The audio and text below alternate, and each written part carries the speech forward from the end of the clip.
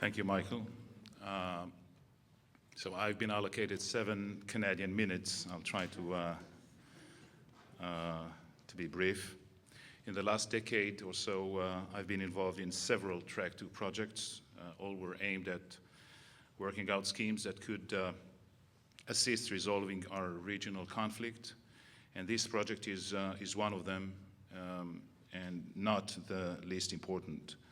We need this kind of unofficial work because within governments and within the official entities, some of the issues are too sensitive and too explosive to handle. This is one of them, of course.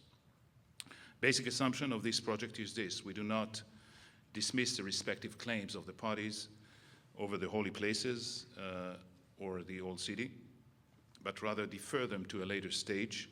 As far as I know, this was Prime Minister Olmert's proposal to Abu Mazen just a year and a half ago. And generally speaking, when we look at the old city, resolving the issue of Greater Jerusalem, of the area of Jerusalem, should follow the Clinton parameters. Arab areas are Palestinian, and Jewish ones are Israeli, with maximum contiguity for both sides. The only caveat that we Israelis had then and have to date referred to the old city. President Clinton suggested, as you might remember, that this principle of division between the parties would apply to the old city as well, and Israel's official endorsement of the Clinton parameters included explicit reservations about that. Interestingly, the concept of the special regime in the old city has initially been brought up in Camp David 2000. However, it was not sufficiently explored then. This proposal that you've heard the details of is by no means a plug-and-play one. It is a kind of a toolkit, and we all have to ask the question of when could this toolkit be introduced into the framework of an already implemented permanent agreement. And I beg to differ here with John Bell, who spoke a couple of minutes ago on the possibility of establishing a special regime in the absence of an agreement. I can't think of that possibility as an applicable one. So it would only be when Israelis and Palestinians would have prepared the ground for a special regime to become acceptable, to become practicable. We need, all of you, we need to gradually change the public's hearts and minds by introducing this outreaching idea in order to obtain a stable and solid legitimacy to it based on internal dialogue, internal Israeli dialogue, internal Palestinian dialogue, and a lot of hard work of lobbying and advocacy.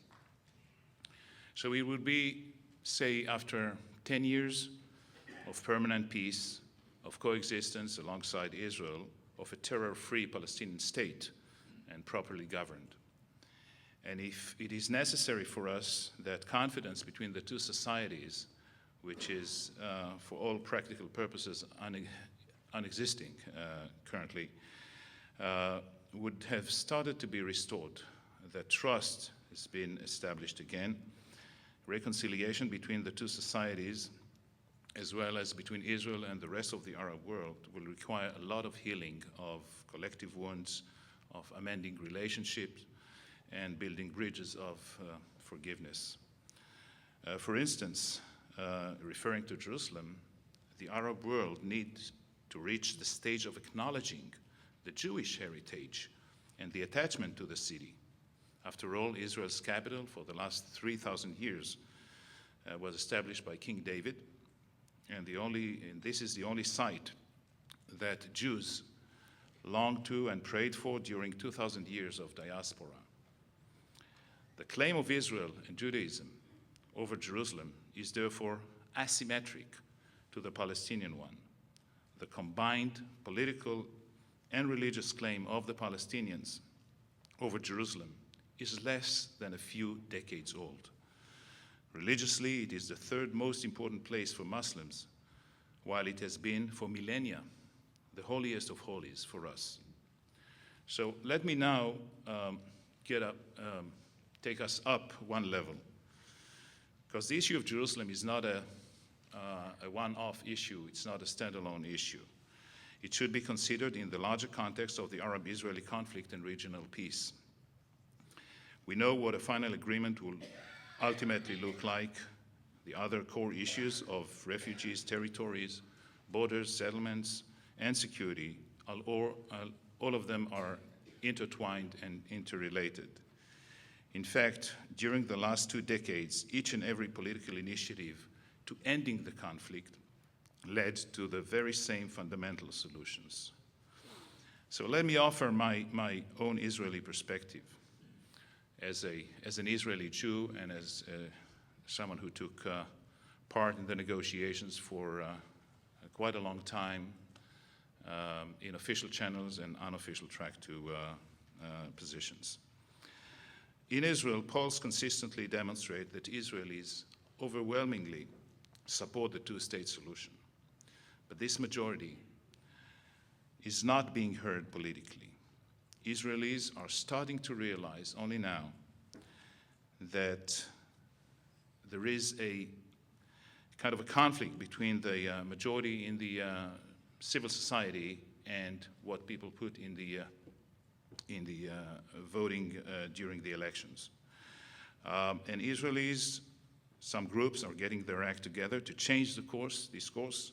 They say, we are Israeli, we are Jewish, we are Zionist, and we refuse to apologize for this. But time is running out for those like me who want to secure a Jewish and democratic state within recognized boundaries alongside a Palestinian one. From an Israeli perspective, the Zionist enterprise has reached a critical crossroad.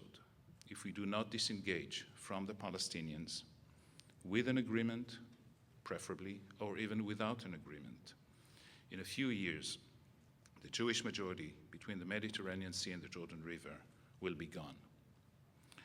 We need a binding, continuous, disciplined negotiation process. We need this process to be imposed on us, just a process, not the solution, not the negotiation outcome, but a process that was practically absent in the last more or less 10 years. And we need, especially the US, to pave us the way there, despite all the difficulties and the spoilers, the obvious spoilers, because the two-state solution is not only the interest of Israel, it is clearly in the interest of the United States and of the Arab world if we are all concerned with stability and global peace. Thank you very much.